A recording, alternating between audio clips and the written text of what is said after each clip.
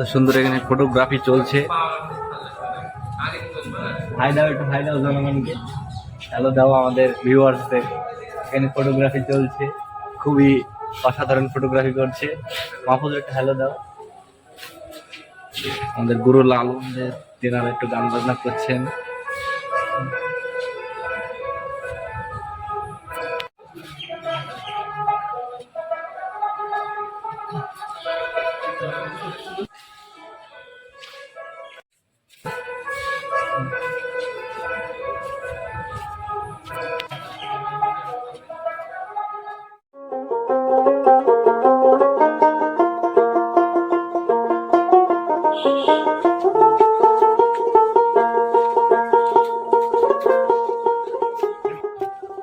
এখন আমরা আছি সেই বিখ্যাত কুষ্টিয়ার লালন এর মাঠে, এবং আমাদের পিছনে আছে সেই লালন শাহের একটি বিখ্যাত মূর্তি, এবং পিছনে আমাদের আরেকটা আছে লালনের মঞ্চ।